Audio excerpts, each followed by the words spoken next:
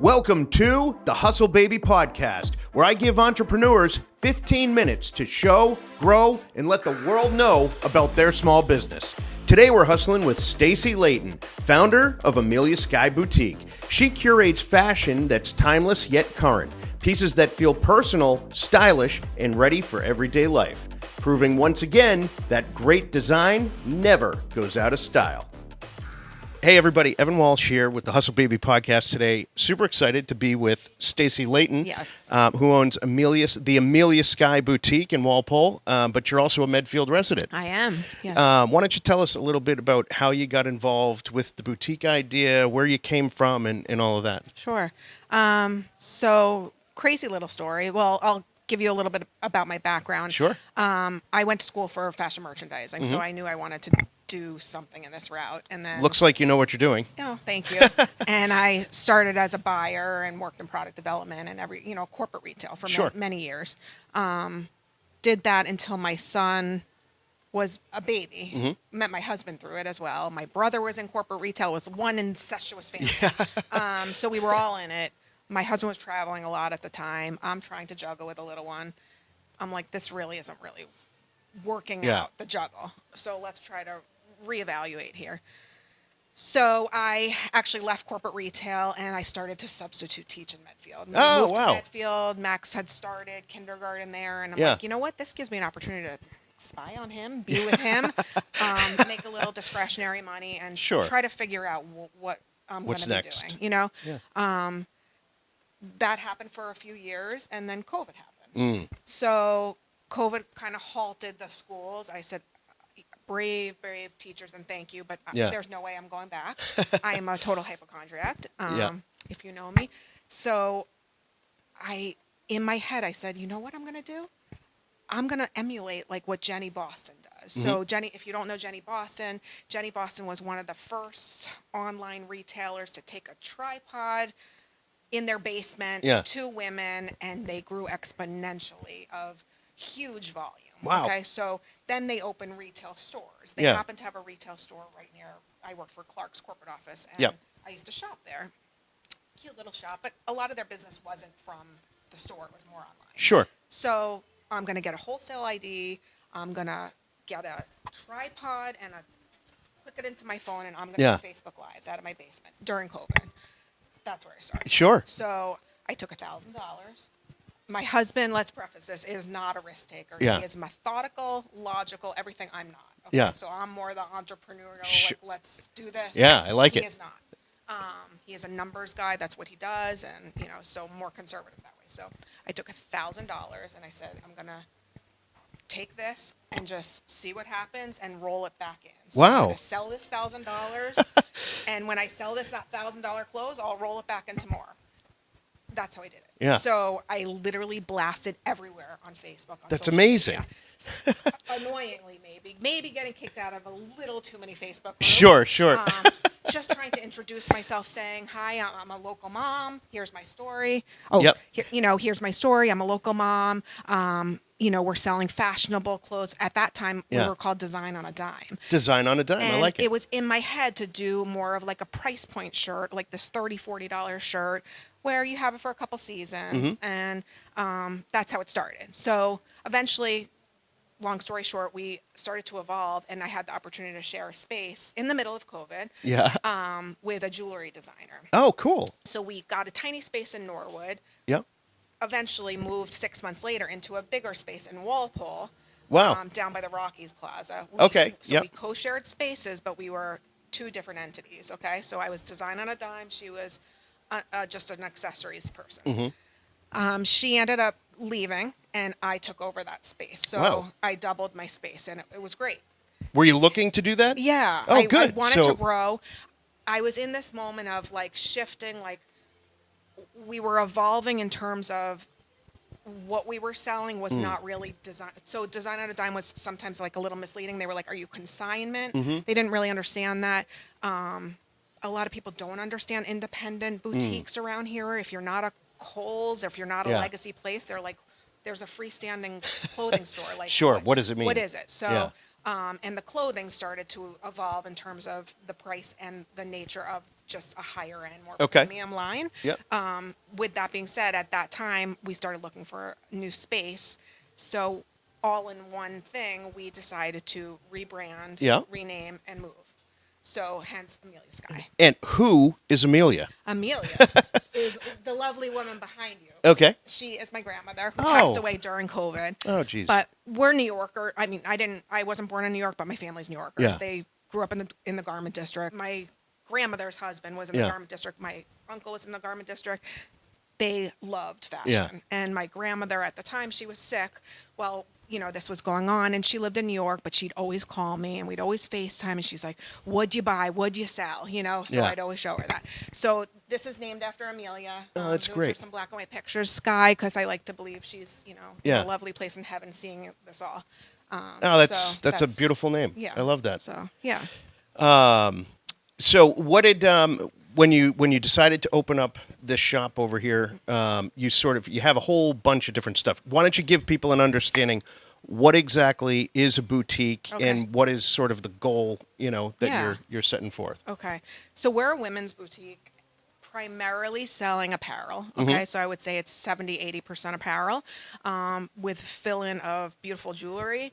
Giftables. You'll see more of the giftables during like fourth quarter where you come in for holiday. You can grab your grandmother a great little scarf or, a pair of slippers. So you'll see more of that then, or a pretty candle, housewarming gift, but primarily clothes, some footwear.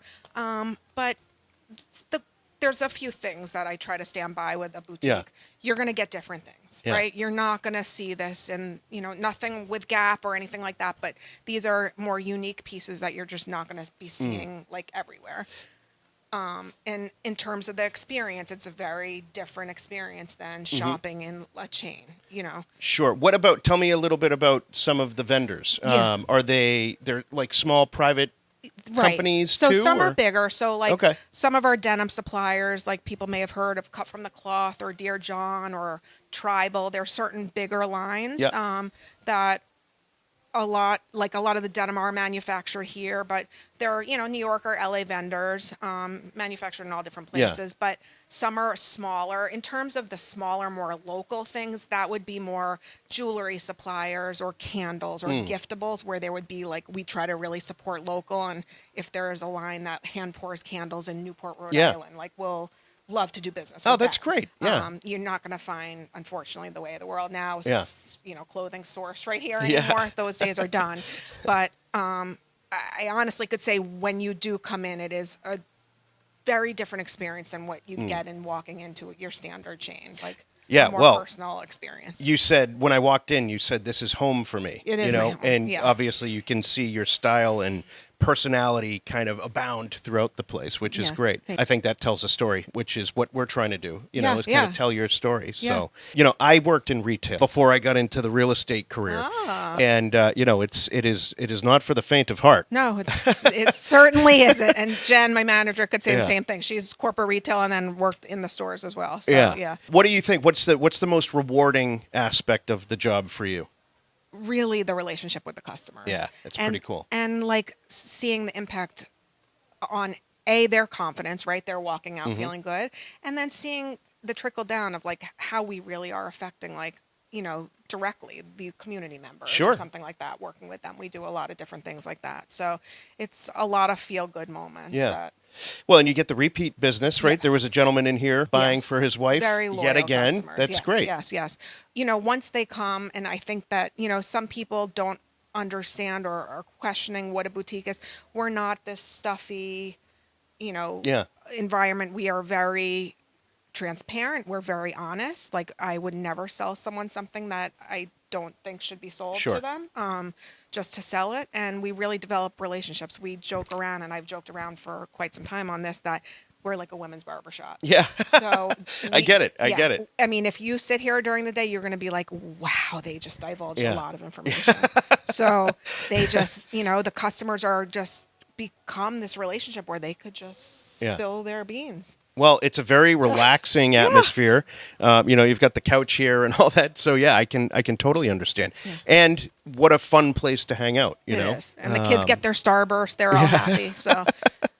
What do you have? One of the things I like to do with this podcast is I want to inspire other people that are interested in, kind of working for themselves or trying to find their own path. And obviously you have found your own path. Any advice for, people that are kind of similar mentality, maybe just getting going or don't know where to start? Do you have any advice for, somebody like that?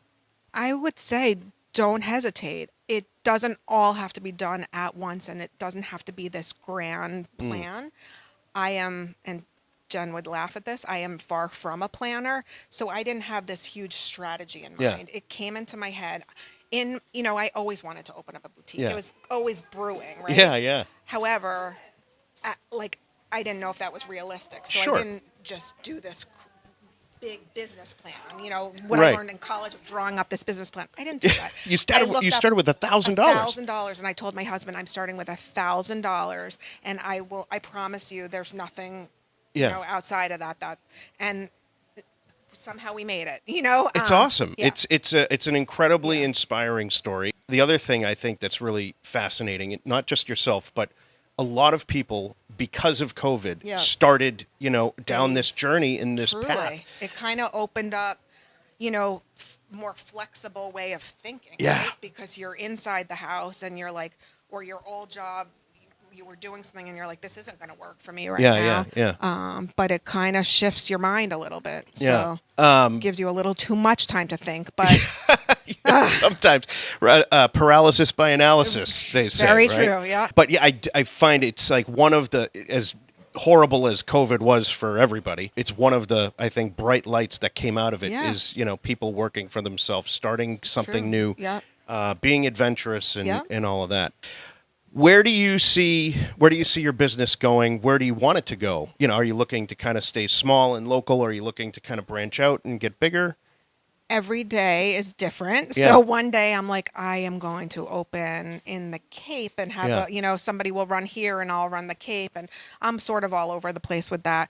Right now, realistically, we're staying put here. I love this location. Mm-hmm. It is a little tucked away off the street. We're trying to get better signage because there are, condos above us, but it feels homey. It feels comfortable. I would love a second location at some point. So, we'll see what happens. Well, as they say, the sky is the limit. That's very true. So that's really cool. Right. Anything else that you want to share or let people know about? Any message that you want to get across? Yeah, no, I really appreciate you having me on here. Sure, yeah. And with Medfield, I'm a local mom in Medfield. We have a lot of customers that come in from Medfield, come in the local communities, but we would love to see more of you. We love doing private events where we do fundraising. So we do a lot with the schools in Medfield and Walpole. So what we would do is host an after-hours party, and 10% of the proceeds go to whatever the school is or whatever the fundraiser is. That sounds like fun. Yeah. So, do you have any coming up? We're just starting to get some on the books now. We just posted for September. So. Awesome. But we do lots of fun, just different events too, like, seasonally as well. So. And if somebody wanted to attend such event, where would they find the information? So we have a private Facebook page, Facebook groups. It's called Amelia Sky Insiders Group. Yeah. You'll see much more in terms of... Those are like your hardcore fans? Yeah. Yeah. Excuse me. So we post new arrivals, we post events, we post sales. Anything you ever want to know is on there. We are on Instagram as well. But that's more of the young kids doing fun reels and stuff, which is like kind of above my head. Yeah. Well, you got to do it all today, you know? Exactly. You don't want to see me doing a TikTok, so... Anything else that you want to end with? No, I appreciate the support. I love the community, so I am thankful for Medfield and Walpole especially too. But really, thank you for doing this and just shining a light to the entrepreneurs. Yeah, well, I want to share the success stories, and yours is definitely one of them. Thank you very much, guys. Bye, Evan Walsh, Stacey Leighton, Amelia, sky is the limit. I love it.